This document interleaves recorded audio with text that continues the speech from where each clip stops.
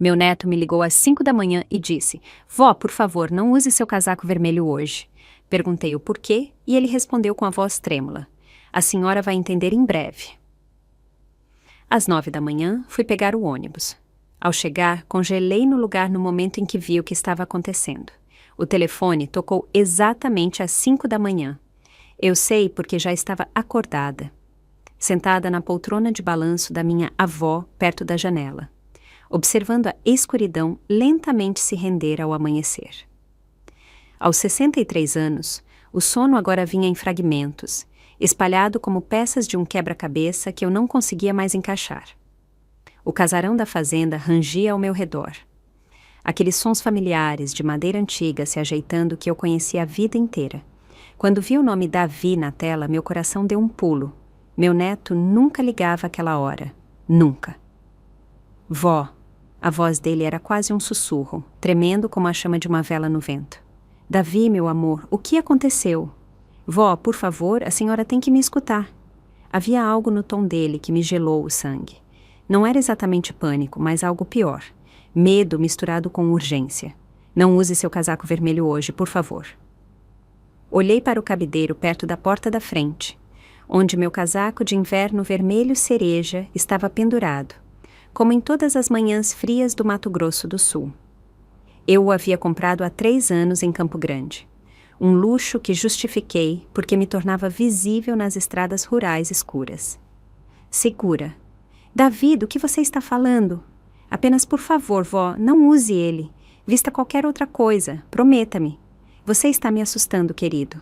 Onde você está? Está tudo bem? Eu não posso explicar agora. A senhora vai entender em breve. Apenas prometa-me, por favor. A ligação caiu. Fiquei sentada, o telefone esfriando contra minha orelha, encarando aquele casaco vermelho. A casa, de repente, parecia diferente, como se algo tivesse mudado nas próprias paredes. Lá fora, os primeiros pássaros começavam seus cantos matinais, alheios ao pavor que se arrastava pelo meu peito. Eu não usei o casaco vermelho. Em vez disso, vesti minha velha jaqueta marrom, aquela com os cotovelos gastos que eu geralmente reservava para trabalhar no celeiro. Algo na voz de Davi havia alcançado o fundo do meu instinto de avó. Aquele conhecimento ancestral que me dizia para confiar nele sem questionar. Às 9 horas, desci a longa estrada de terra da fazenda em direção à estrada municipal onde o ônibus parava. Eu pegava o mesmo ônibus para a cidade toda terça e sexta-feira nos últimos 5 anos. Desde que meu marido, Francisco, o Chico, faleceu e eu vendi nosso segundo carro, a rotina era reconfortante. Ônibus às 9h15, compras no mercado, almoço na lanchonete da Beth e volta para casa às 3. Mas hoje não havia ônibus. Em vez disso, havia viaturas da polícia. 4 delas, as luzes pintando a manhã cinzenta em urgentes vermelhos e azuis. Fita amarela de isolamento esticada em volta do abrigo do ponto de ônibus. Aquela simples estrutura de 3 lados, onde eu havia esperado inúmeras vezes, lendo meu livro ou observando os campos de soja se estenderem em direção ao horizonte. O delegado Tomás Tom Aguiar me viu me aproximando e imediatamente deu um passo à frente com a mão levantada. Dona Alexia Moura, a senhora precisa manter distância, por favor. Tom, o que aconteceu? Eu preciso pegar o ônibus. Não haverá ônibus esta manhã, Alexia. O rosto dele estava sério, as linhas ao redor dos olhos mais profundas do que eu me lembrava. Tínhamos estudado juntos no colégio, 45 anos atrás. Houve um incidente. Que tipo de incidente? Ele hesitou, olhando para trás, para os peritos que se moviam em volta do abrigo. Um corpo foi encontrado aqui esta manhã, por volta das 6 horas. O mundo se inclinou ligeiramente. Um corpo? Quem? Ainda não a identificamos, mas... Alexia.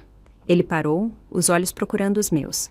Ela estava usando um casaco vermelho, vermelho cereja, como o seu. Minhas pernas ficaram bambas. Tom segurou meu braço, me firmando. A senhora está bem? Ficou pálida. Eu preciso me sentar. Ele me guiou até o carro patrulha e me ajudou a entrar no banco do passageiro. Pelo para-brisa, eu podia vê-los fotografando algo perto do abrigo, uma forma coberta com uma lona branca. Tom, Davi me ligou hoje de manhã às 5. Ele me disse para não usar meu casaco vermelho. A expressão do delegado mudou instantaneamente, passando de vizinho preocupado para um policial focado na lei. Seu neto ligou para a senhora? O que ele disse exatamente? Repeti a conversa palavra por palavra. Tom pegou seu bloco de notas, escrevendo rapidamente. Onde Davi está agora? Eu não sei. Ele não disse. Ele parecia aterrorizado. Tom, quando foi a última vez que a senhora o viu? Jantar de domingo, 3 dias atrás. Ele parecia bem, normal. Mas, mesmo enquanto falava, me perguntei se aquilo era verdade. Ele havia parecido normal, ou eu estava muito envolvida no caos familiar usual para notar. O almoço de domingo na fazenda era uma tradição que eu mantinha há 30 anos. Meu filho Roberto, sua esposa Vanessa e Davi vinham sem falta. Mas, ultimamente, as refeições andavam tensas. Vanessa estava me pressionando para vender a fazenda e me mudar para um condomínio para idosos na cidade. Ela havia trazido panfletos, plantas baixas, projeções financeiras. Mãe, a senhora não está ficando mais jovem, Roberto havia dito, repetindo as palavras da esposa. Este lugar é demais para a senhora cuidar sozinha. Mas não era demais. Era a minha vida. Cada cômodo guardava memórias do Chico, de criar Roberto, de verões com Davi correndo pelos campos. A ideia de ir embora me deixava fisicamente doente. Dona Alexia Moura. Uma jovem delegada se aproximou, uma mulher com olhos penetrantes e cabelo escuro preso em um coque apertado. Sou a delegada Renata Mendes. Entendi que seu neto pode ter informações sobre este incidente. Expliquei novamente sobre a ligação de Davi. Ela trocou olhares com Tom. Precisamos falar com Davi o mais rápido possível. A senhora tem alguma forma de contatá-lo? Tentei ligar, mas caiu direto na caixa postal. Tentei mais 3 vezes. Nada. Ele mora com a senhora? Perguntou a delegada Mendes. Não, ele mora com meu filho e minha nora na cidade. Ele tem 19 anos e estuda na faculdade comunitária. Precisaremos do endereço deles. Eu odeio a ela, um sentimento de enjoo crescendo no meu estômago. No que Davi havia se metido? E por que ele sabia sobre aquela mulher antes de qualquer outra pessoa? O rádio da delegada chiou. Uma voz disse algo sobre a perícia e descobertas preliminares. Mendes se afastou para responder, me deixando sozinha com Tom. Alexia, eu preciso lhe perguntar uma coisa. A voz de Tom estava baixa, quase pedindo desculpas. Qual foi a última vez que a senhora usou aquele casaco vermelho? Ontem, eu o usei para ir à cidade para a reunião do meu clube de leitura. E quantas pessoas saberiam que a senhora o usa regularmente? A pergunta me atingiu como água gelada. Todos, eu suponho. Eu o uso toda vez que saio. Ele é distinto. Foi por isso que o comprei. E quem especificamente saberia que a senhora pega o ônibus nas manhãs de terça e sexta-feira neste ponto? Minha família, os outros passageiros regulares, a Beth na lanchonete, metade da cidade, provavelmente. Minha voz estava se elevando. Tom, o que você está sugerindo? Eu não estou sugerindo nada ainda, mas alguém foi morto aqui, vestindo um casaco idêntico ao seu, no local exato onde a senhora estaria normalmente, e seu neto a avisou para ficar longe. As implicações caíram sobre mim como uma onda. Alguém tinha tentado me matar e, de alguma forma, impossivelmente, Davi havia sabido. O rádio de Tom irrompeu com estática e vozes urgentes. Ele o pressionou contra a orelha, seu rosto se fechando. Diga isso de novo, ele disse no rádio. Mais estática, uma voz que eu não conseguia distinguir. Tom olhou para mim e vi algo em seus olhos que fez meu coração parar. Não apenas preocupação agora, mas suspeita. Alexia, eu preciso que a senhora venha comigo para a delegacia. Por quê? O que está acontecendo? Aquele corpo, acabamos de identificá-la através do telefone dela. Quem é ela? A mandíbula de Tom se apertou. O nome dela era Raquel Ferreira. Ela trabalhava no cartório de registro de imóveis da cidade e, de acordo com os registros do telefone dela, ela esteve em contato com seu neto, Davi, várias vezes nas últimas 2 semanas. A manhã, de repente, pareceu mais fria do que qualquer inverno que eu já havia conhecido no Mato Grosso do Sul. Há mais alguma coisa? Tom continuou. Encontramos um documento no bolso do casaco dela. É uma escritura de propriedade da sua fazenda. Isso é impossível. A fazenda está na minha família há 4 gerações. Não há dúvida sobre a escritura. Alexia, esta escritura tem data do mês passado, e de acordo com o documento, a senhora cedeu a propriedade para seu filho, Roberto, e sua esposa, Vanessa. Isso é loucura. Eu jamais faria isso. A assinatura parece autêntica. O cartório tem uma cópia arquivada, oficialmente registrada há 3 semanas. O mundo girou. Agarrei a maçaneta da porta do carro para me firmar. Eu não assinei nada. Tom, você tem que acreditar em mim. Eu nunca desistiria desta fazenda. Mas, mesmo enquanto dizia isso, a dúvida se infiltrou. Eu havia assinado algo sem perceber? Vanessa estava sempre colocando papéis na minha frente durante o jantar, pedindo para eu assinar atualizações em apólices de seguro, documentos fiscais, formulários médicos. Ela trabalhava com imóveis. Ela lidava com papelada para viver. Ela havia me enganado para que eu assinasse minha própria casa? Nós vamos resolver isso, disse Tom, mas sua voz não tinha convicção. Agora, eu preciso que a senhora venha comigo. Precisamos colher seu depoimento e precisamos encontrar Davi. Enquanto eu me levantava para segui-lo, percebi um movimento no canto do olho. Um carro estava estacionado a cerca de 50 metros da estrada, parcialmente escondido por um grupo de paineiras, um sedã azul escuro. O motor estava ligado. Eu podia ver o escapamento no ar frio. E atrás do volante, nos observando, estava minha nora, Vanessa. Nossos olhos se encontraram à distância. Ela não acenou, não sorriu, apenas me encarou com uma expressão que eu nunca tinha visto antes. Fria, calculista, quase triunfante. Então, ela engatou a marcha e foi embora. Tom, eu disse calmamente, acho que sei quem pode ter respostas sobre aquela escritura. Mas não acho que o senhor vai gostar do que vamos descobrir. A delegacia cheirava a café queimado e papelada antiga. Eu já havia estado ali 2 vezes antes. Uma vez, quando Chico denunciou o roubo do nosso trator há 30 anos. E uma vez para renovar minha licença para apitar a espingarda que eu mantinha no celeiro para as capivaras. Nunca como testemunha. Nunca ligada a um assassinato. Tom me acomodou em uma sala de interrogatório com paredes verde claras e um espelho que eu sabia ser um vidro unidirecional. A delegada Mendes sentou-se à minha frente, um gravador entre nós. Dona Alexia Moura, eu preciso que a senhora me conte tudo de novo, cada detalhe sobre a ligação de Davi. Eu repeti tudo, mas desta vez me forcei a lembrar demais. O ruído de fundo na ligação de Davi. Havia algo. Trânsito, talvez. Ou era vento. Não, era água. Água corrente como um córrego ou um rio. Ele não estava ligando de casa. Havia água no fundo, eu disse. Ele estava em algum lugar fora. Mendes fez uma anotação.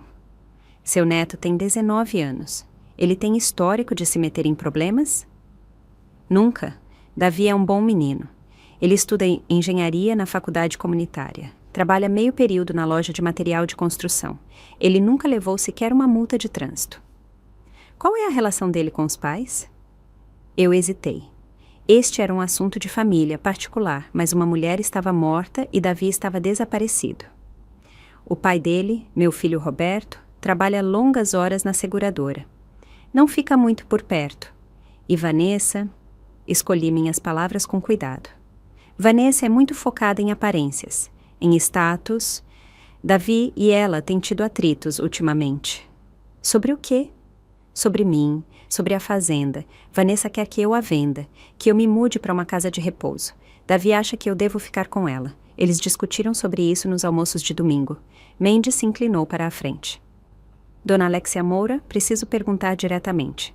A senhora acredita que sua nora possa estar envolvida na falsificação daquela escritura de propriedade?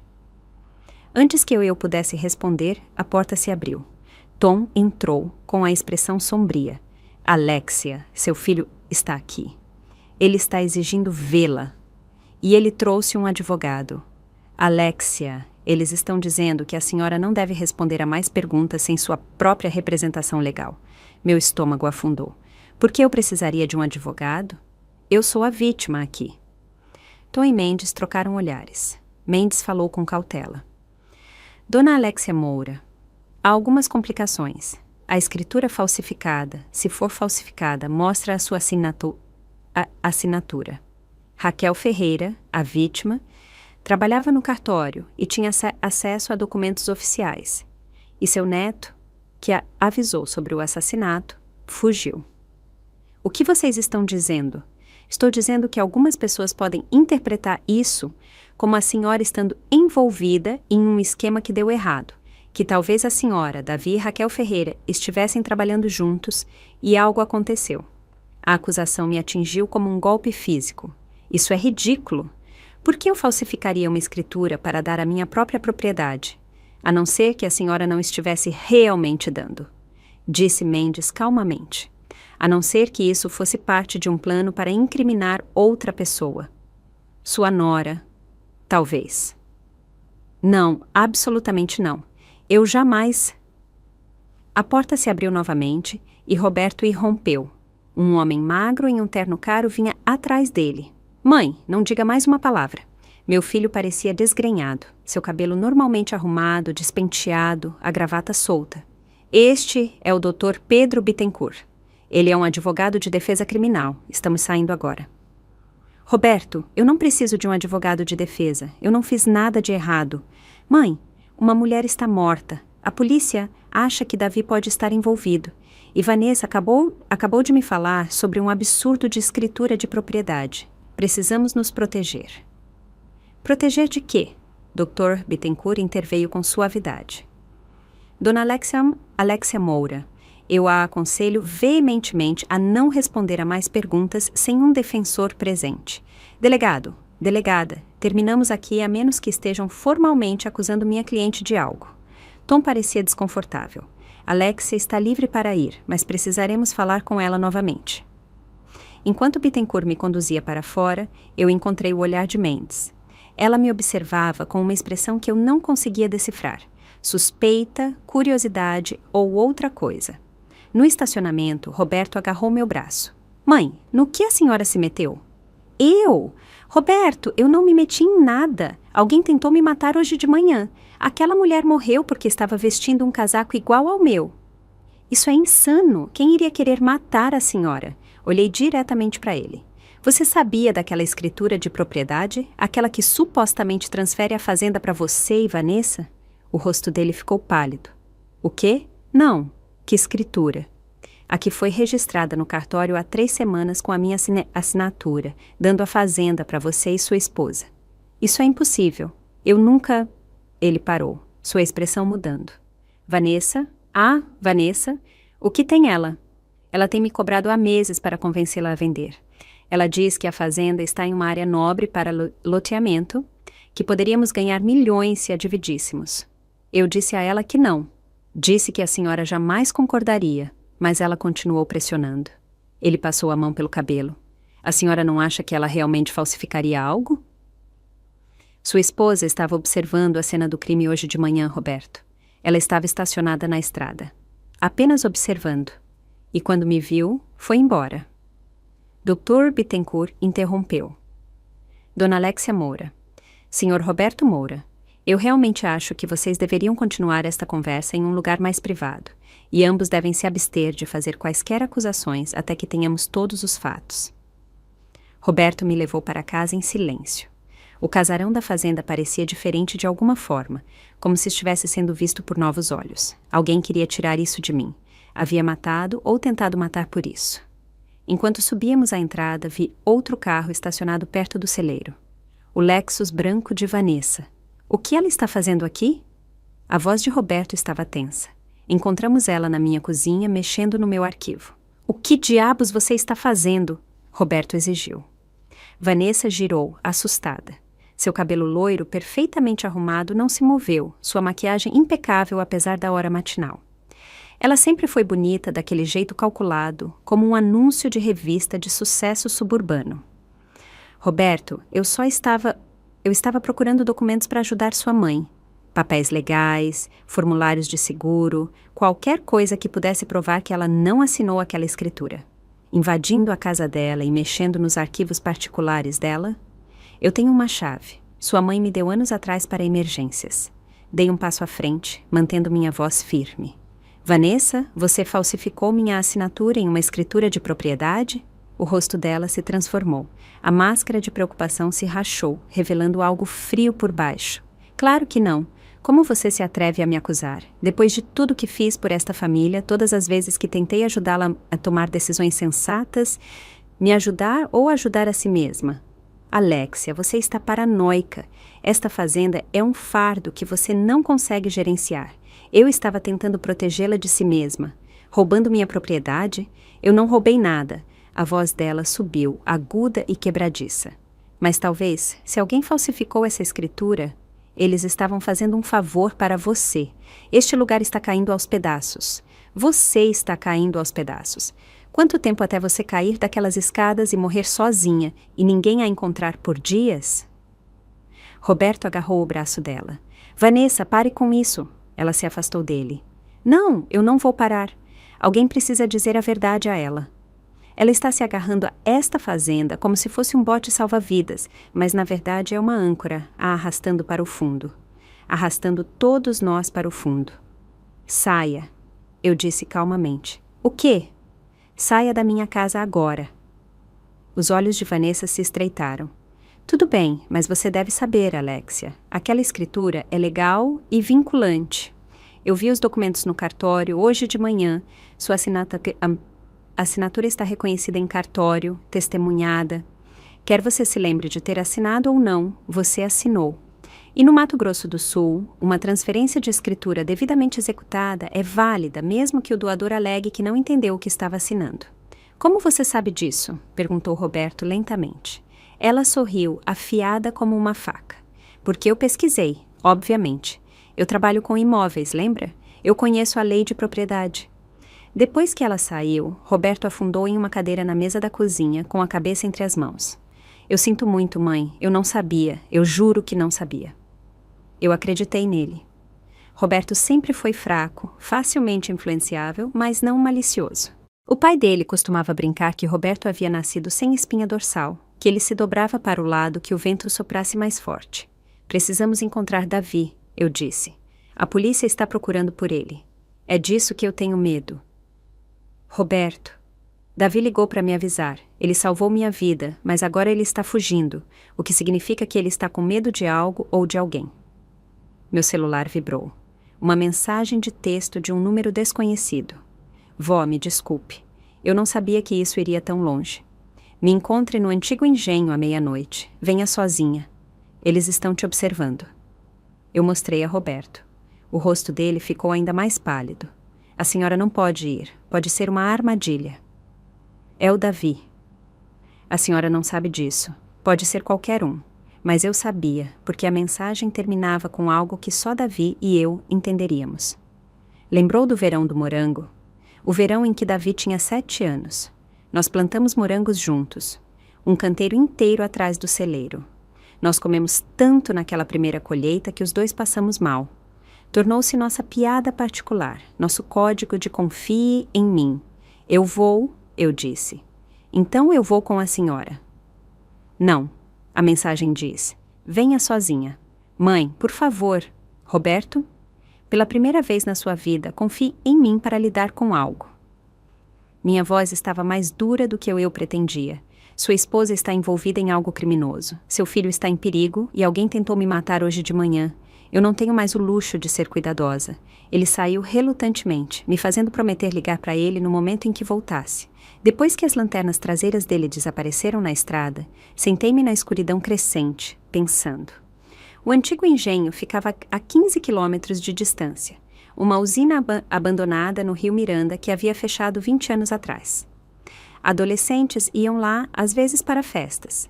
Davi havia ido lá no colégio. Eu havia encontrado latas de cerveja no carro dele uma vez. Mas por que lá? E por que meia-noite? Tentei ligar para o número de Davi novamente, direto para a caixa postal. Às 11h30, peguei minha lanterna e fui para minha caminhonete. A jaqueta marrom em vez do casaco vermelho. A noite estava sem lua, espessa com nuvens ameaçando neve. Enquanto eu saía da estrada, faróis se acenderam atrás de mim. Alguém estava esperando na escuridão, estacionado ao longo da estrada municipal. Eles me seguiram, mantendo uma distância constante durante todo o caminho até a rodovia. Os faróis ficaram comigo por 12 quilômetros, nunca diminuindo a distância, nunca ficando para trás. Vigilância profissional, percebi, não algum amador seguindo de perto demais ou muito atrás. Quem estava atrás de mim sabia o que estava fazendo. Pensei em ligar para Roberto, pensei em ligar para Tom, mas a mensagem de Davi tinha sido explícita: venha sozinha. E aquela referência ao verão do morango significava que ele estava em perigo real, o tipo em que o envolvimento da polícia poderia piorar as coisas. A 5 quilômetros do antigo engenho, tomei uma decisão. Havia um desvio à frente, uma estreita estrada de madeireira que cortava uma área de floresta estadual. Chico e eu costumávamos pegá-la quando íamos caçar. Ela voltava para a rodovia principal cerca de 8 quilômetros ao sul. Apaguei meus faróis e entrei na estrada de madeireira, acelerando na escuridão. Minha caminhonete quicava sobre sulcos e buracos, galhos raspando nas laterais. Atrás de mim, vi os faróis do outro veículo passarem pelo desvio. E então, as luzes de freio piscaram em vermelho quando eles perceberam que eu havia sumido. Eu não diminuí a velocidade. A floresta pressionava de perto em ambos os lados, e sem faróis, eu estava navegando pela memória e pela luz da lua que mal penetrava as nuvens. Meu coração martelava contra minhas costelas. A estrada de madeireira me levou de volta à rodovia ao sul do meu perseguidor. Esperei, com o motor ligado, observando se havia luzes se aproximando. Nada. Eu os havia despistado. Peguei uma rota mais longa para o engenho, circulando por estradas secundárias, verificando constantemente se havia seguidores. Quando estacionei no pátio desmoronado, era 00:15. O antigo engenho do Rio Miranda erguia-se contra o céu como uma lápide, 4 andares de madeira podre e janelas quebradas. O rio corria por ele, inchado pelo degelo, o som preenchendo até a escuridão. O feixe da minha lanterna cortou a noite enquanto eu me aproximava da entrada principal. Davi, chamei suavemente.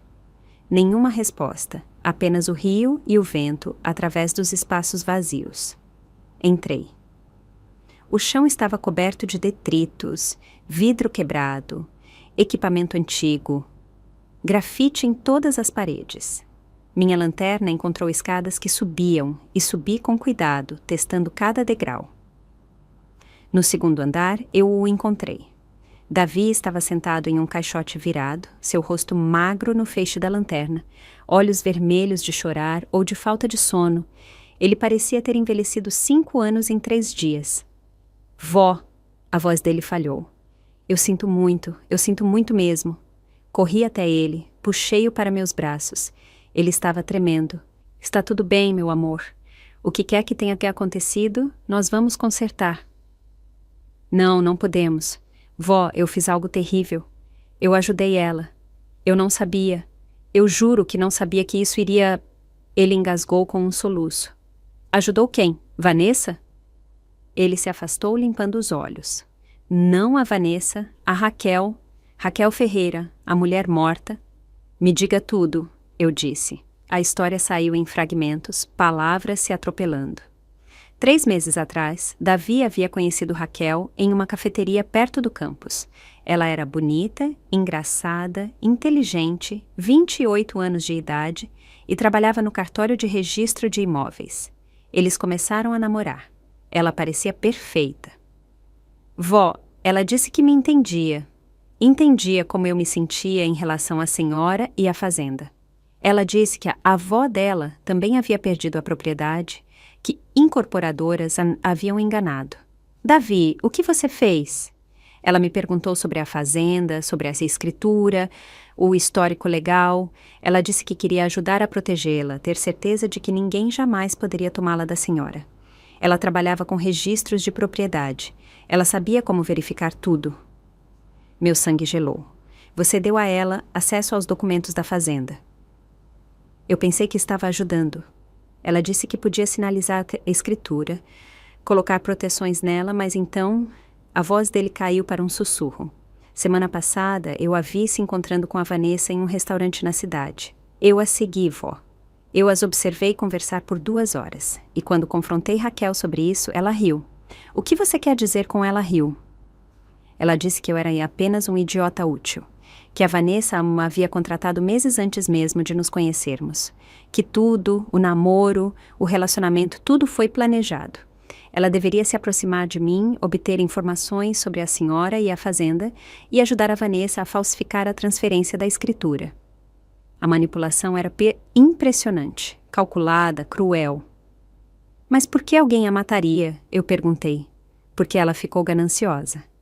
Davi se levantou, andando no pequeno espaço. Raquel me disse naquela noite que ela havia exigido mais dinheiro da Vanessa, muito mais. Ela disse que tinha cópias de tudo, a assinatura falsificada, e-mails, prova de todo o esquema. Ela ia chantagear a Vanessa por anos. E Vanessa lá matou. Eu não sei, foi por isso que eu a avisei sobre o casaco. Raquel me ligou às 4:30 da manhã de ontem. Ela estava aterrorizada, chorando, dizendo que alguém a estava seguindo.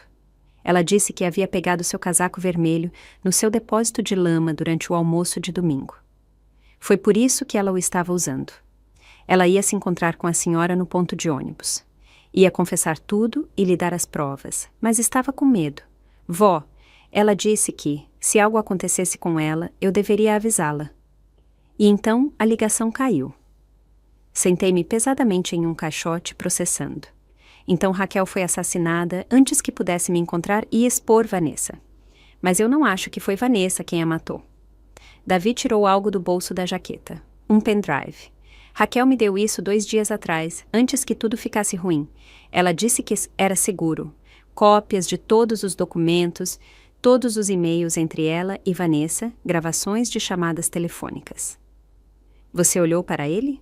Alguns. Vó, é ruim. Vanessa falsificou sua assinatura em vários documentos, não apenas na escritura. Há pedidos de empréstimo, procurações, até mesmo um testamento. Um testamento, deixando tudo para Roberto e ela, datado de 6 meses atrás. E há mais. As mãos dele tremiam enquanto ele estendia o pendrive. Há e-mails sobre a contratação de alguém. Alguém para garantir que a senhora tivesse um acidente depois que a transferência da escritura estivesse completa. O engenho abandonado, de repente, pareceu muito frio. Vanessa ia mandar me matar. Os e-mails não usam o nome dela. Estão codificados, cautelosos. Mas Raquel sabia quem era. Ela mantinha registros de tudo. Os olhos de Davi estavam desesperados. Mas aqui está o que eu não entendo.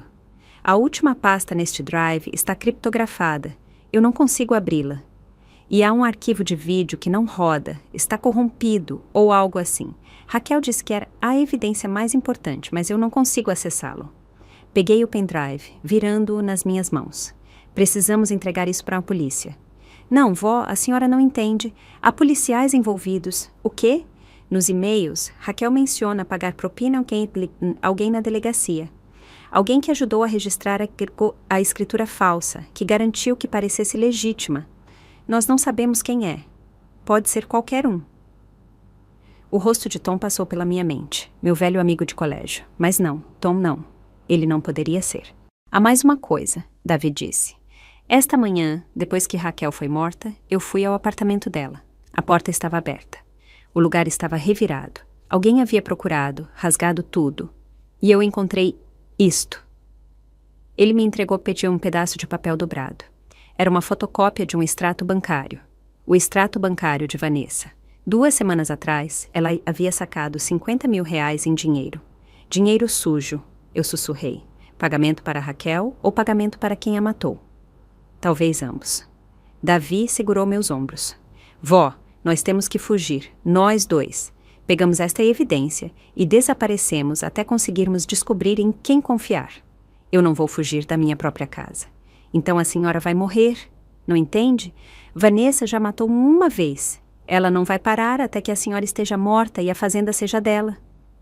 Passos ecoaram lá embaixo. Botas pesadas no chão de madeira. Congelamos. Davi apagou a lanterna, e eu fiz o mesmo. Na escuridão repentina, ouvi múltiplos pares de pés, pelo menos 3 pessoas. Dona Alexia Moura, uma voz chamou. Não a voz de Tom, alguém mais jovem. Sabemos que a senhora está aqui. Nós só queremos conversar. Davi me puxou em direção ao fundo do andar para uma porta que eu não tinha notado. Passamos furtivamente para o que parecia ser um antigo escritório, janelas com vista para o rio, 9 metros abaixo. Há uma escada de incêndio, Davi sussurrou. Do outro lado. Mas antes que pudéssemos nos mover, a porta do escritório se abriu. Um homem estava silhuetado contra a luz fraca da sala principal. Ele usava um uniforme de investigador. Dona Alexia Moura, por favor, nós realmente só queremos conversar. Eu sou o investigador Marcelo Braga. O delegado Tom me enviou para encontrá-la. Fique onde está, eu disse, minha voz mais firme do que eu me sentia. Senhora, seu filho a denunciou como desaparecida. Estivemos procurando por horas. A senhora não está em apuros. Nós só precisamos ter certeza de que está segura. Se isso é verdade, por que você trouxe reforço? Por que está se esgueirando em um prédio, abandonado à noite? A expressão de Braga mudou. Na escuridão, eu não conseguia ler claramente, mas algo mudou na postura dele. Por quê? Disse uma voz feminina por trás dele. Precisávamos ter certeza de que você viria sozinha. Vanessa entrou em vista. Ela parecia diferente. O cabelo estava puxado para trás com severidade, a maquiagem mínima. Ela usava roupas escuras, botas práticas. Aquela não era a agente imobiliária polida que se sentava à minha mesa de almoço de domingo. Esta era outra pessoa inteiramente. Olá, Alexia, ela disse agradavelmente. Acredito que meu enteado tenha algo que me pertence. O investigador Braga se afastou e vi que ele estava com a mão na arma, não sacada, mas pronta. Davi se colocou na minha frente. Fique longe dela. Davi, Davi, Davi. Vanessa balançou a cabeça tristemente. Você realmente deveria ter ficado fora disso. Raquel disse que você era doce, mas estúpido. Estou começando a achar que ela estava certa. Você a matou. Claro que não. Eu jamais faria algo tão bagunçado eu mesma. O sorriso dela era terrível. É para isso que servem os contratados. Infelizmente, a morte de Raquel foi necessária. Ela ficou ambiciosa. Pensou que poderia jogar na liga principal. E você vai nos matar também? Matar você, Alexia? Por que eu faria isso? Você vai assinar sua fazenda para nós esta noite, de bom grado, com o investigador Braga aqui como testemunha. Então você vai ter um trágico acidente no caminho para casa. Idosa dirigindo sozinha em estradas rurais escuras. Essas coisas acontecem. As pessoas sabem que estamos aqui. Sabem? Seu filho acha que você foi dormir horas atrás. O delegado acha que você está em casa, segura. Ninguém sabe sobre este encontro, exceto as pessoas nesta sala. Ela estendeu a mão. Agora me entregue o pendrive e vamos facilitar as coisas. A mão de Davi se fechou em torno da minha. Senti o pequeno peso do drive pressionado na minha palma. E percebi algo. Algo importante que Vanessa havia perdido. Há apenas um problema com seu plano, eu disse calmamente. Oh, e qual é? Você acha que eu sou uma velha indefesa. Você acha que eu tenho permitido passivamente que isso aconteça comigo. Mas, Vanessa, eu sou esposa de fazendeiro há 40 anos.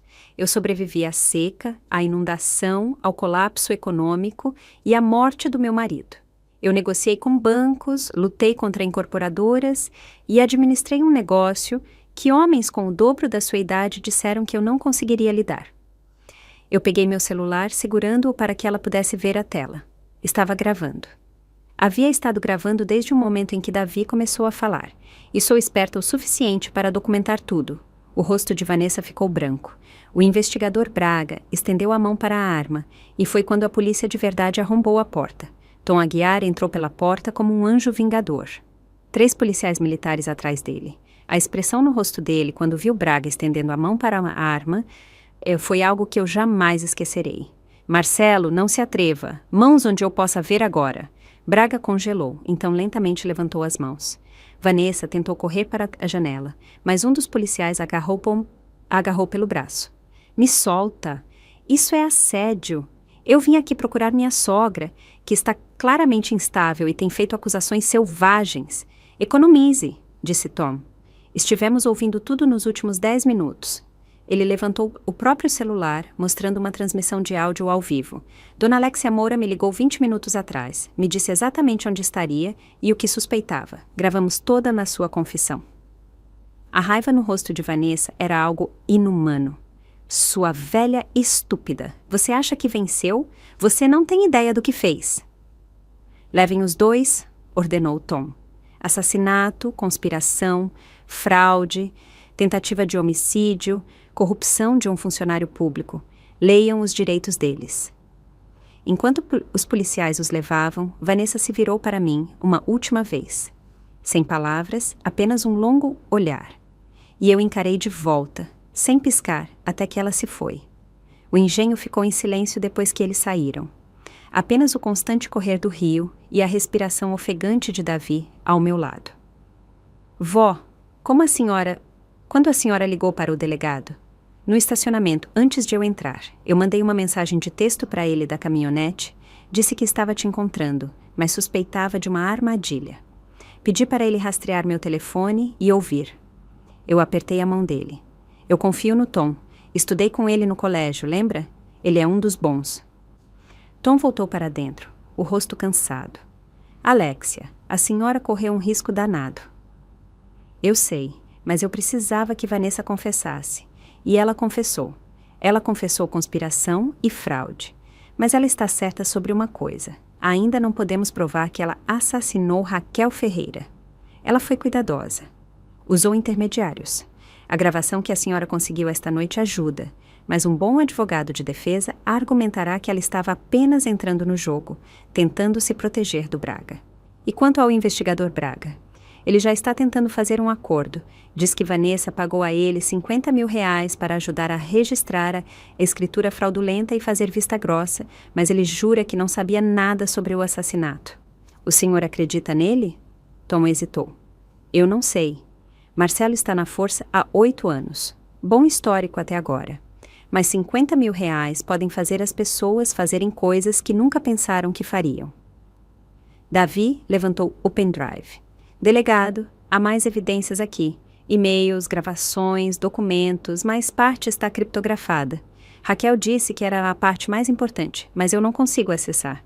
Nossa equipe de perícia vai analisar. Talvez eles consigam quebrar. Tom olhou para mim seriamente. Alexia, a senhora e Davi precisam ser muito cuidadosos nos próximos dias. Se Vanessa tem outras pessoas trabalhando para ela, pessoas que ainda não conhecemos, a senhora ainda pode estar em perigo. Eu não vou sair da minha fazenda. Imaginei que a senhora diria isso. Vou deixar uma viatura patrulhando no final da sua entrada esta noite. Enquanto deixávamos o engenho, o dia estava amanhecendo sobre as montanhas, pintando o céu em tons de rosa e ouro. Bonito e terrível, como tudo o que havia acontecido. Davi voltou para casa comigo e nenhum de nós falou muito. Quando paramos na fazenda, vi o carro de Roberto já estacionado lá, inclinado como se ele tivesse chegado com pressa. Ele nos encontrou na porta, o rosto abatido. Mãe, Davi, graças a Deus vocês dois estão bem. O delegado me ligou há 1 hora, me contou o que aconteceu. Ele olhou para o filho. Davi, eu sinto muito. Eu deveria ter visto o que Vanessa estava fazendo. Eu deveria ter protegido vocês dois. Pai, não... Me deixe terminar. Sua mãe tentou me avisar que Vanessa estava pressionando demais sobre a fazenda, mas eu não quis ver. Eu fui fraco, eu sou fraco. A voz dele falhou. Minha esposa é uma assassina e eu fui cego demais para notar. Toquei o braço dele gentilmente. Roberto, você não poderia saber. Não poderia? Mãe, seja honesta comigo. Quantas vezes ao longo dos anos eu escolhi Vanessa em vez da senhora? Quantos almoços de domingo eu a deixei insultar a senhora, pressionar a senhora, fazer a senhora se sentir pequena? Quantas vezes eu disse que a senhora estava sendo irracional, quando estava apenas tentando proteger o que era seu? A verdade pairava pesada entre nós. Muitas vezes. Muitos anos escolhendo a paz com a esposa em vez da lealdade à mãe. Não podemos mudar o passado, eu disse finalmente, mas podemos fazer melhor daqui para frente. Lá dentro, fiz café enquanto Roberto e Davi se sentavam à mesa da cozinha. A casa parecia diferente agora, violada e ao mesmo tempo recuperada. Vanessa havia estado ali, vasculhando minhas coisas, roubando de mim, mas ela havia falhado. Mãe, eu preciso perguntar uma coisa, disse Roberto.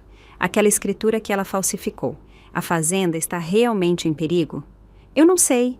Tom diz que o departamento dele vai me ajudar a contestá-la, mas isso pode levar meses ou anos no tribunal.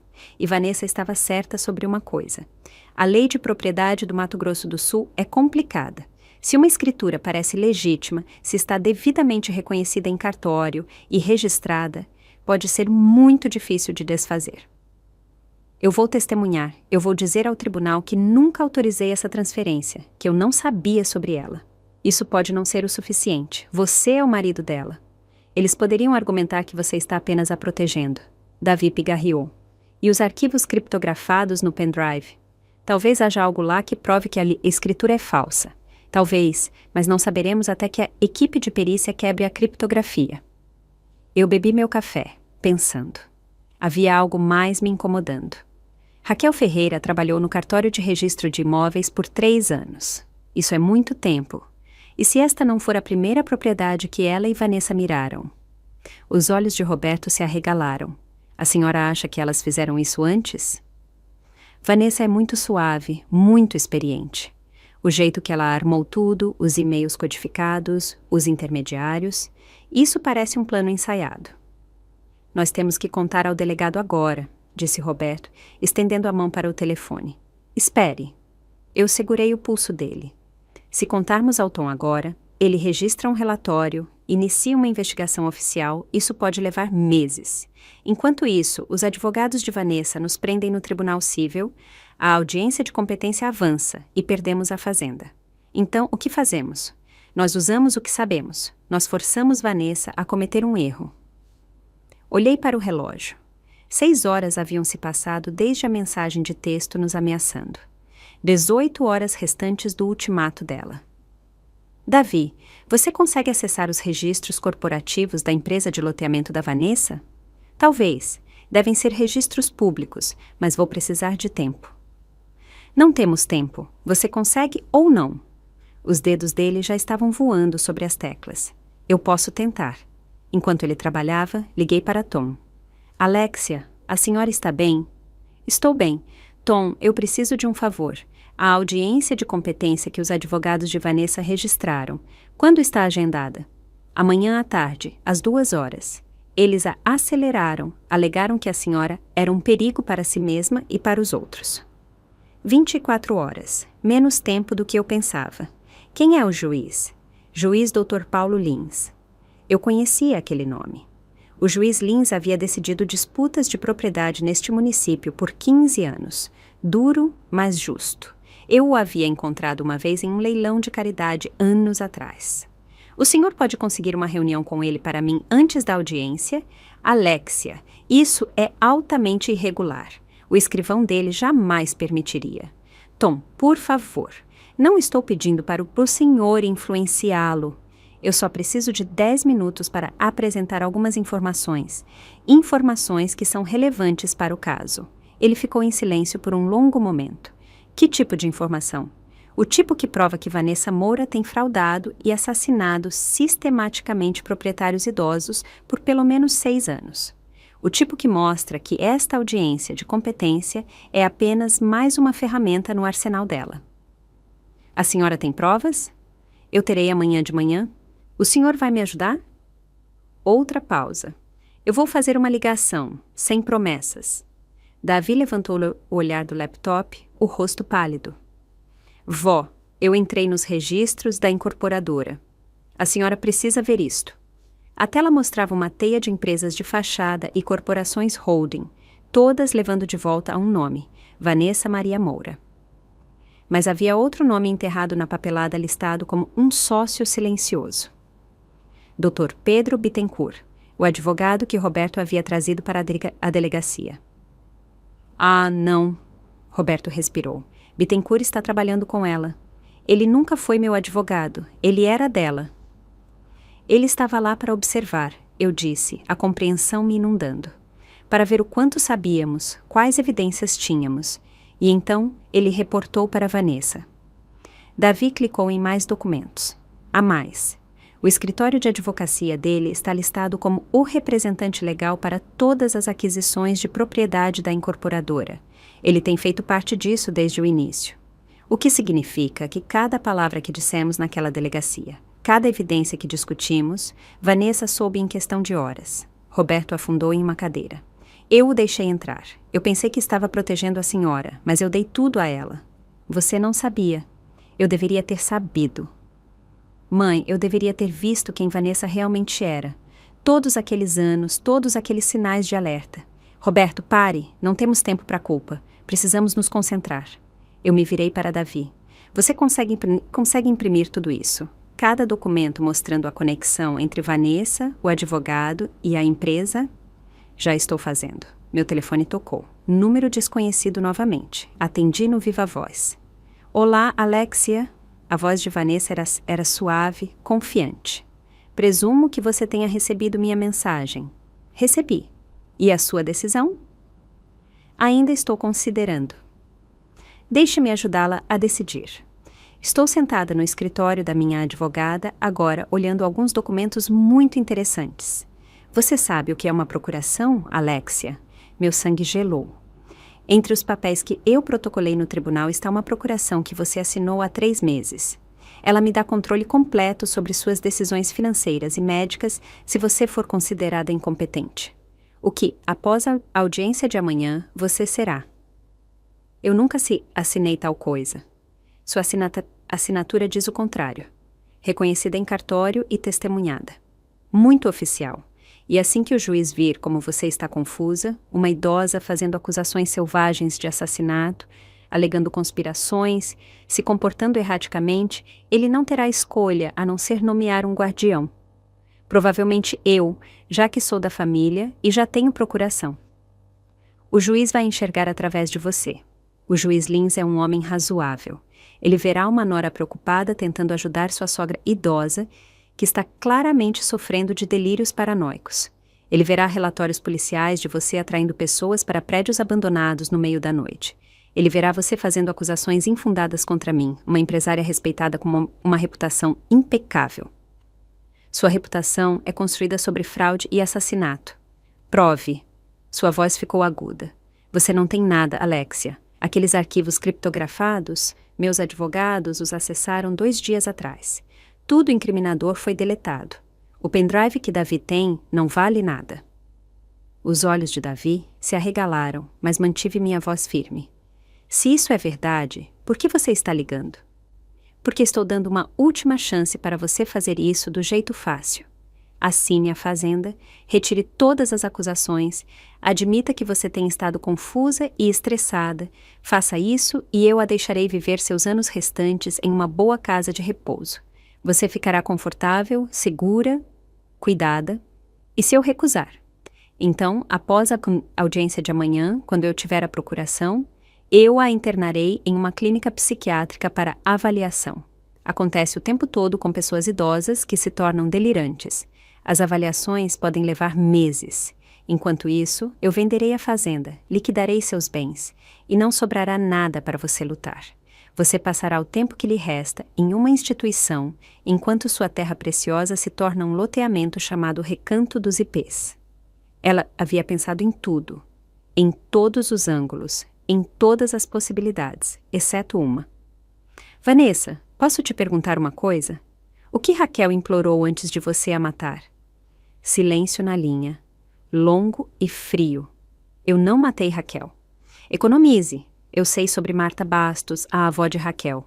Eu sei sobre a Fazenda e Bonito, sobre a sua incorporadora, sobre tudo isso. Raquel aprendeu com a melhor.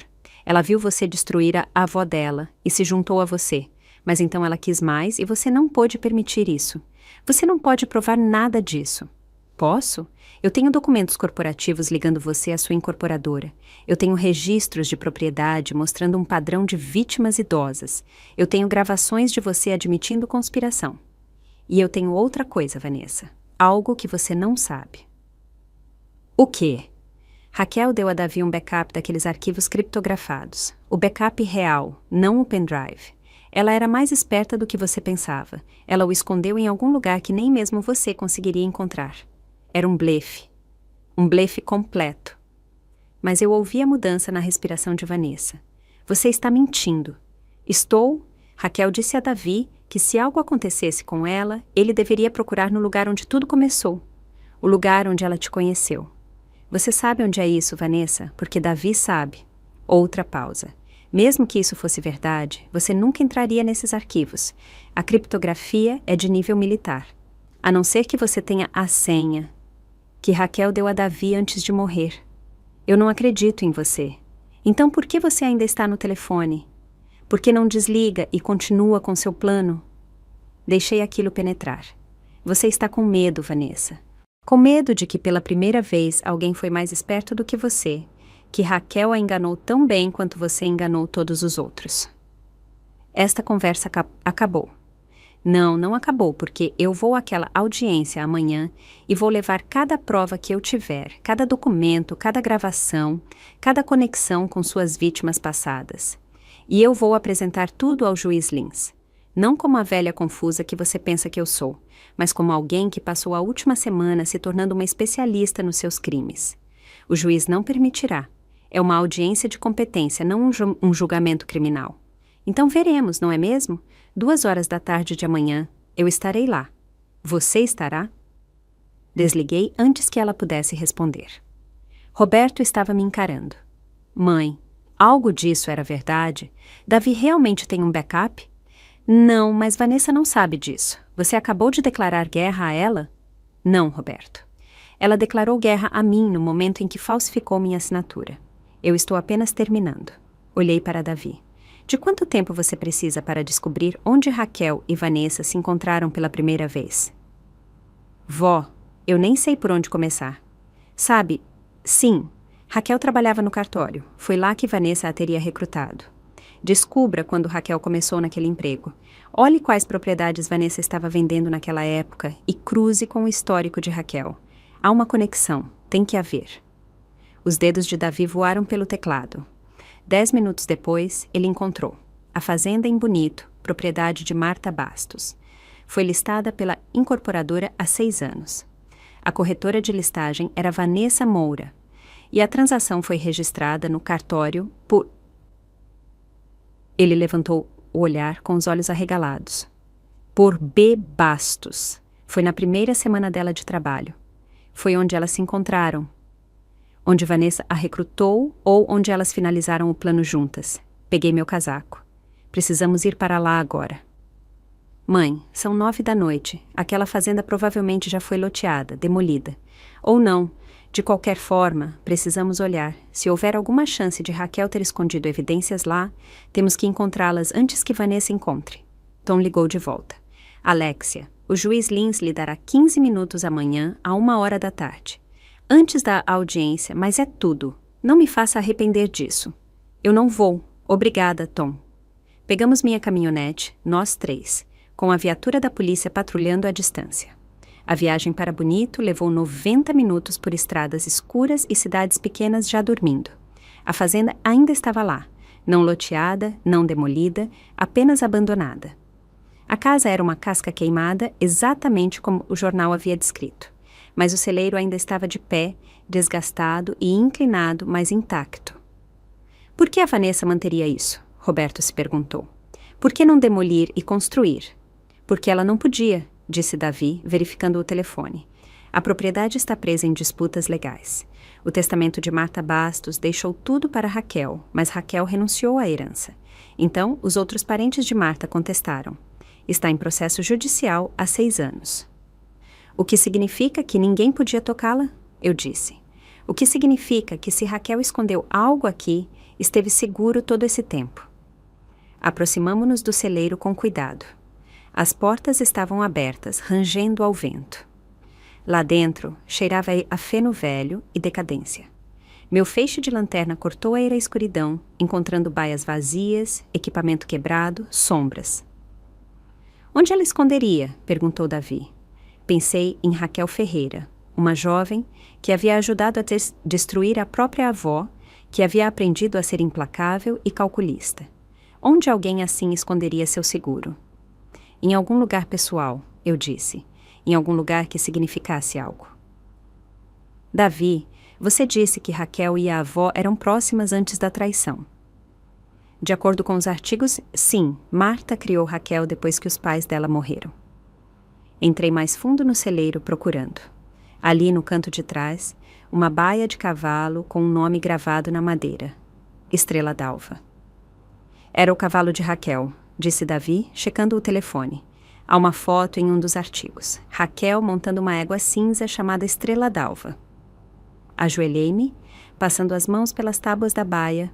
Uma estava solta. Atrás dela, envolta em plástico à prova d'água, havia uma pequena caixa de metal. Dentro da caixa, havia outro pendrive e um bilhete escrito à mão. Se você está lendo isto, eu provavelmente estou morta. Vanessa Moura matou minha avó e me fez ajudá-la. Eu tenho coletado evidências desde então, esperando o momento certo. Este drive contém tudo. Gravações não editadas, documentos originais, prova de cada crime. A senha é Estrela d'Alva, 97. Use-o para pará-la. Raquel, 1997.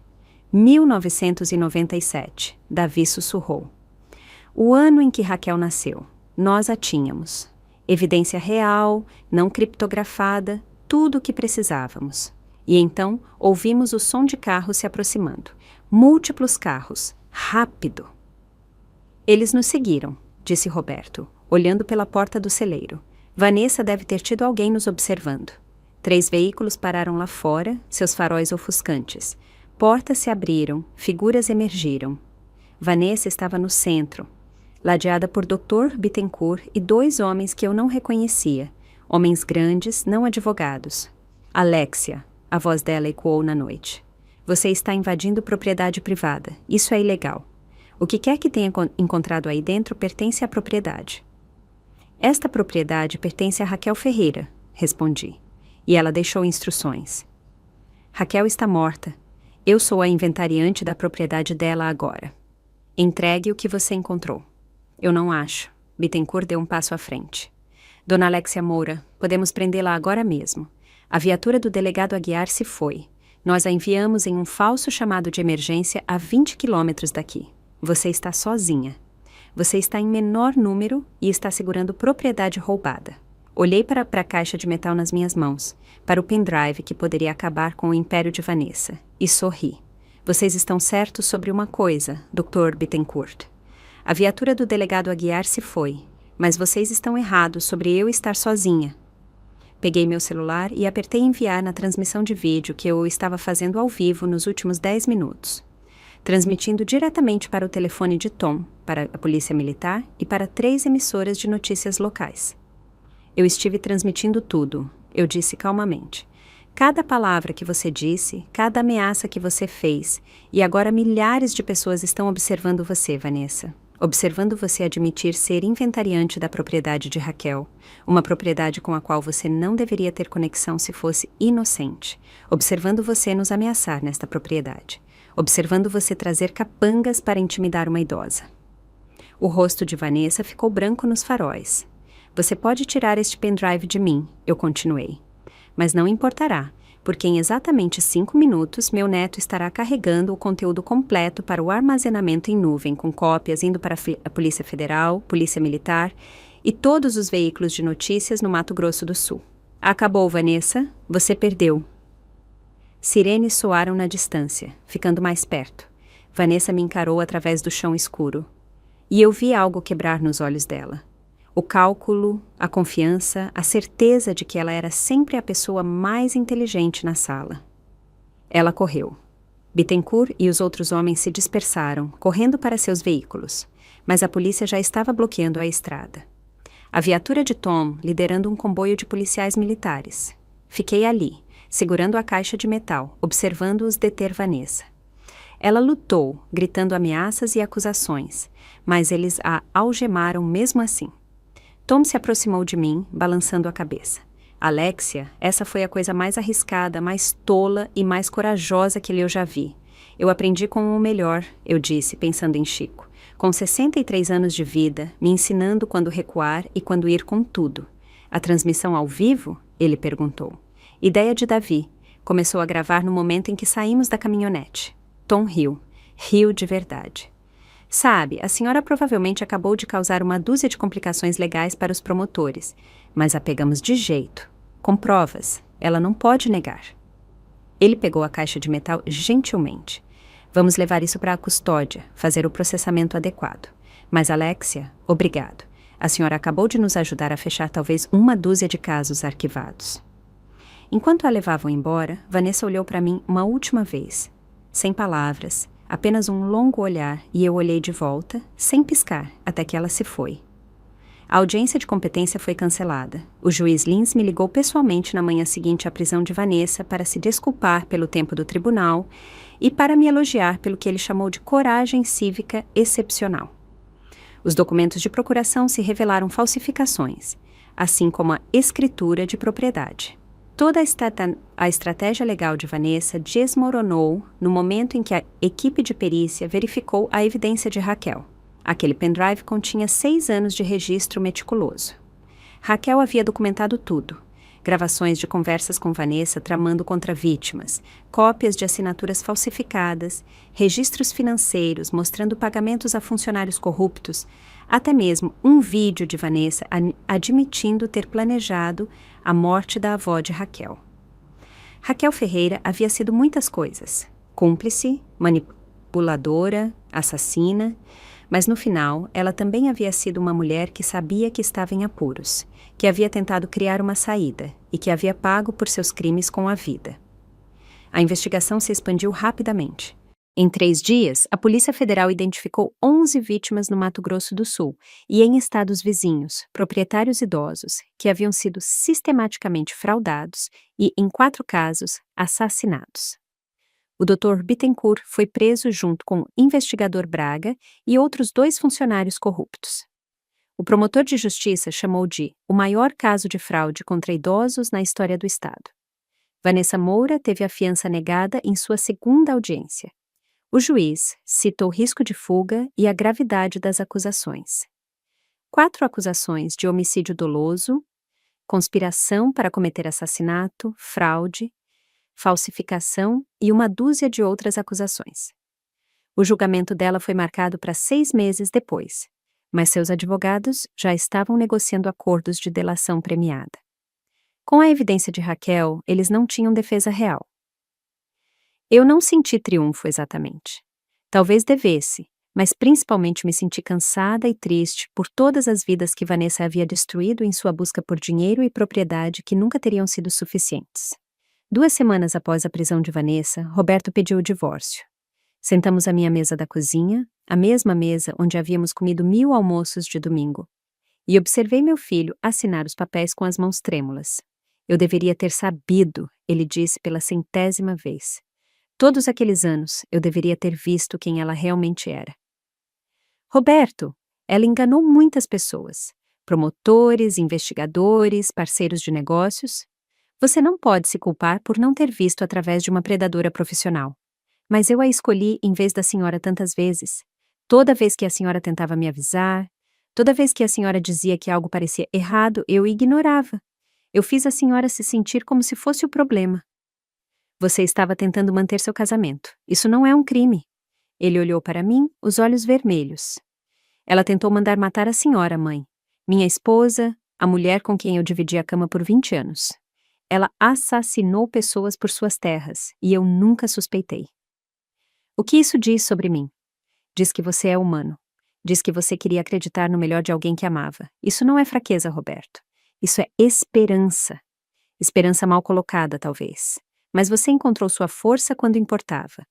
Você ficou ao lado de Davi e de mim quando precisávamos de você. Você não fugiu. Você não se escondeu. Isso conta muito. Ele limpou os olhos. Eu quero compensar a senhora. O tempo que for preciso. Então comece perdoando a si mesmo e sendo um pai melhor para Davi. Ele precisa de você agora mais do que nunca. Davi estava lutando.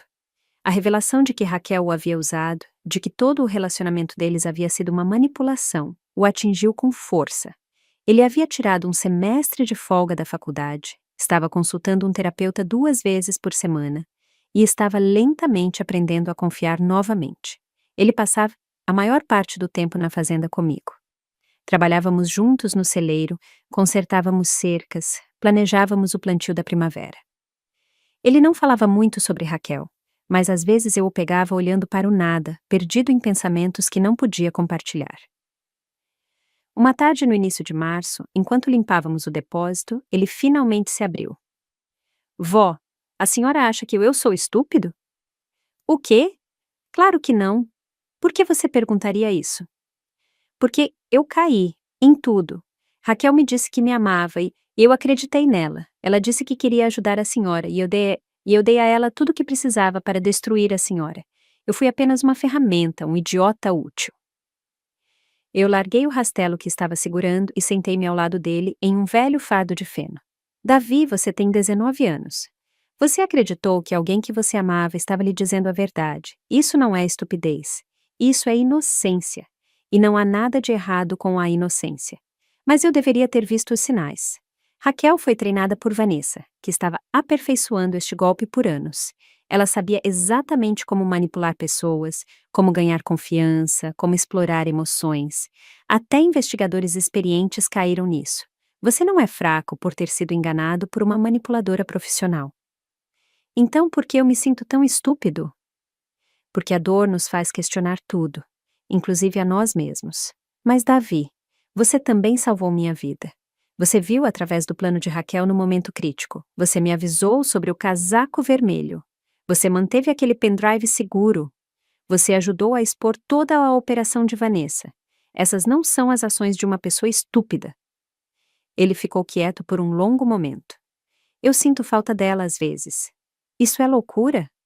Eu sei o que ela era, o que ela fez, mas às vezes eu sinto falta da pessoa que eu pensei que ela era. Isso não é loucura. Isso é luto. Você está de luto pelo relacionamento que pensou ter, pelo futuro que imaginou. Isso é uma perda real, mesmo que o relacionamento tenha sido construído sobre mentiras. Como você para de sentir falta de algo que nunca realmente existiu? Tempo, paciência e o conhecimento de que você merece algo real, alguém real. E um dia, quando estiver pronto, você vai encontrar isso. Ele se inclinou no meu ombro. E eu o abracei como fazia quando ele era pequeno e o mundo parecia muito grande e assustador. A batalha legal pela fazenda levou mais um mês para ser resolvida. A escritura falsificada foi oficialmente anulada. Todas as reivindicações fraudulentas de Vanessa foram rejeitadas. A propriedade permaneceu minha, limpa e livre, assim como havia sido por 4 gerações. Mas mais do que isso, o promotor do município entrou com ações contra todos os bens de Vanessa para compensar as famílias das vítimas. A casa dela, os carros dela, o negócio dela, tudo foi apreendido. A incorporadora foi dissolvida e seus bens vendidos para pagar a restituição. Eu participei de uma das audiências de restituição. Havia famílias lá, pessoas que haviam perdido pais e avós para os esquemas de Vanessa, um idoso que havia perdido a esposa, uma mulher da minha idade que havia perdido a irmã. Não falamos muito, mas compartilhamos algo. O conhecimento de que havíamos sobrevivido, que a justiça havia sido lenta, mas finalmente havia chegado. Uma mulher se aproximou de mim depois. Ela tinha cerca de 50 anos, com olhos gentis e cabelo grisalho. Dona Alexia Moura. Eu sou a Catarina Bastos. Minha mãe era Marta Bastos, a tia de Raquel. Eu apertei a mão dela com cuidado. Eu sinto muito pela sua perda. Por ambas. Obrigada. Eu queria que a senhora soubesse. Fico feliz que a senhora a tenha parado. Minha mãe merecia coisa melhor do que o que aconteceu com ela. E Raquel. A voz dela falhou. Raquel foi uma boa menina uma vez, antes de Vanessa a fisgar. Eu penso em quem Raquel poderia ter se tornado se nunca tivesse conhecido aquela mulher. Sua sobrinha salvou minha vida no final. A evidência que ela coletou, o backup que ela criou. Sem isso, Vanessa ainda poderia estar livre. Raquel sempre foi minuciosa. Mesmo quando estava fazendo coisas terríveis, ela era metódica sobre isso. Catarina sorriu tristemente. Talvez essa fosse a maneira dela de tentar manter algum controle, alguma dignidade. Eu não sei. Eu nunca saberei. Ficamos ali juntas, 2 mulheres que haviam perdido pessoas para a ganância de Vanessa, e senti uma conexão que eu não conseguia nomear. Um laço de sobreviventes, talvez, ou apenas a compreensão que vem da dor compartilhada. A primavera chegou ao Mato Grosso do Sul com o habitual flare dramático. Chuva um dia, sol no outro, a terra lentamente acordando do seu sono de inverno. Eu plantei o canteiro de morangos novamente, o dobro do tamanho de antes. Davi me ajudou e não falamos sobre aquele verão em que ele tinha 7 anos. Não precisávamos. O trabalho em si era a conversa. Roberto voltou para os almoços de domingo novamente. Só ele agora. Sem Vanessa. As refeições eram mais silenciosas, mais simples, mas mais honestas. Falávamos sobre pequenas coisas. O tempo, as colheitas, os planos de Davi de retornar à faculdade no outono. Estávamos aprendendo a ser uma família novamente sem o veneno que havia se infiltrado em nós por anos. Tom apareceu uma tarde em abril com notícias. Vanessa aceitou um acordo de delação. Prisão perpétua, sem liberdade condicional, em troca de testemunho contra os outros envolvidos nos esquemas dela. Ela nunca mais sairá. Nunca! E com o testemunho dela, identificamos mais 3 funcionários corruptos e 2 outros cúmplices que não conhecíamos. Toda a rede está desmoronando. Eu servi café para ele e nos sentamos na varanda observando as montanhas ficarem roxas na luz da noite. Sabe, Alexia, disse Tom, a senhora poderia ter sido morta várias vezes durante toda essa confusão. O que a senhora fez foi incrivelmente perigoso. Eu sei, mas a senhora fez mesmo assim. Eu fiz porque eu tinha que fazer, porque às vezes estar segura significa perder tudo o que importa. E eu decidi que preferia lutar e arriscar morrer do que me esconder e perder minha vida de qualquer maneira. Essa é a Alexia que eu me lembro do colégio. Teimosa como uma mula e 2 vezes mais durona. Eu ri. Chico costumava dizer a mesma coisa. Ele era um homem esperto. Tom se levantou, espreguiçando-se. Cuide-se, Alexia. E se precisar de alguma coisa, eu sei onde te encontrar. Obrigada, Tom, por acreditar em mim, por ajudar quando importava. Depois que ele saiu, sentei-me sozinha na varanda, enquanto essa escuridão se instalava sobre a fazenda. A terra se estendia à minha frente, familiar e preciosa, conquistada novamente através de luta e persistência. Pensei em todas as mulheres como eu, idosas, dispensadas, subestimadas, que haviam caído vítimas de pessoas como Vanessa. Mulheres que haviam construído vidas e criado famílias e conquistado seus lugares no mundo apenas para que alguém decidisse que era mais fácil roubar delas do que respeitá-las. Mas também pensei na força que vem de viver 63 anos. A sabedoria acumulada através de temporadas de perda e temporadas de fartura. A compreensão de que paciência é uma arma, que silêncio pode ser estratégia, e que a idade não é fraqueza, mas sim a destilação de tudo que você aprendeu sobre sobrevivência. Vanessa estava errada sobre tantas coisas, mas o maior erro dela foi pensar que ser mais velha significava ser indefesa. Ela viu minha idade e presumiu vulnerabilidade. Ela viu minha gentileza e presumiu fraqueza. Ela viu minha vida tranquila e presumiu que eu não tinha nada pelo que lutar.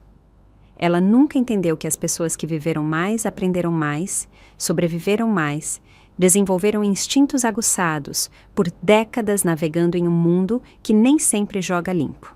Davi saiu para a varanda com 2 canecas de chocolate quente, exatamente como eu costumava fazer para ele quando era pequeno. Um tostão pelos seus pensamentos, ele perguntou, apenas pensando em envelhecer, sobre o que isso significa. O que significa? Significa que você ganhou o direito de ser subestimada e a satisfação de provar que todos estão errados. Significa que você aprendeu que a pessoa mais barulhenta na sala nem sempre é a mais forte. Que a paciência supera a agressão. Que a sabedoria vence a arrogância. Você parece um biscoito da sorte. Davi brincou gentilmente. Eu pareço alguém que acabou de passar 3 semanas sendo mais esperta do que uma mulher com metade da minha idade que pensava ser a pessoa mais inteligente do Mato Grosso do Sul. Ele riu e o som era bom, curador. Sentamos juntos enquanto as estrelas começavam a aparecer, espalhadas pelo céu que escurecia como sementes esperando para crescer. A fazenda estava silenciosa ao nosso redor, sólida e permanente, um testemunho das pessoas que trabalharam esta terra e se recusaram a deixá-la ir. No celeiro, eu havia pendurado meu casaco vermelho em um gancho. Eu não conseguia me forçar a usá-lo novamente, não depois do que havia acontecido, mas também não conseguia jogá-lo fora.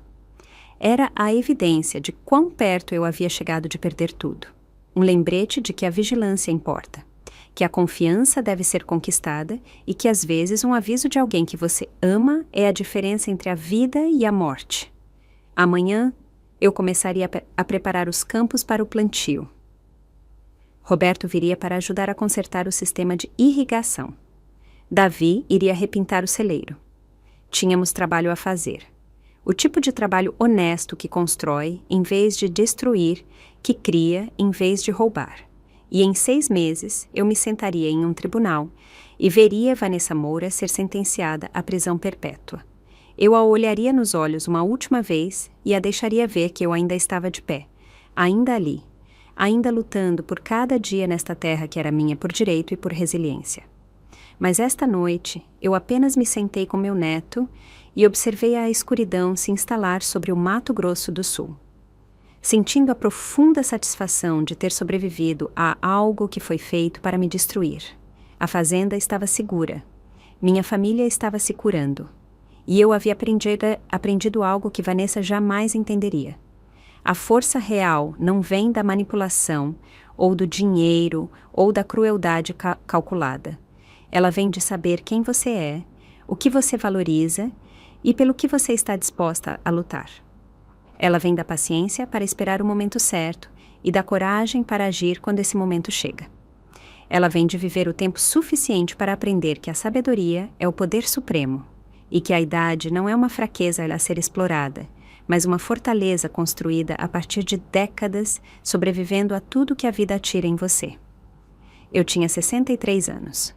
Eu havia enterrado um marido, criado um filho, sobrevivido a uma tentativa de assassinato e derrotado uma assassina em série que cometeu o erro fatal de pensar que eu era muito velha para revidar. E eu estava apenas começando. O canteiro de morangos floresceria novamente neste verão. Davi estaria lá para me ajudar a colhê-los e comeríamos morangos até passarmos mal, assim como fizemos quando ele tinha 7 anos, porque é isso que os sobreviventes fazem. Eles se lembram dos bons momentos, eles reconstroem o que foi quebrado. Eles plantam sementes para colheitas futuras e nunca, jamais, cedem seu terreno sem lutar. Gostou da minha história? Se assistiu até o fim, comenta 1. Se curtiu, pode me apoiar dando like no vídeo ou mandando uma pequena doação. No meu canal tem várias outras histórias de vida como essa. Se inscreve e confere. Coloquei 2 novas histórias na tela que todo mundo adorou. Obrigado por estar aqui. Te vejo na próxima história. Com carinho.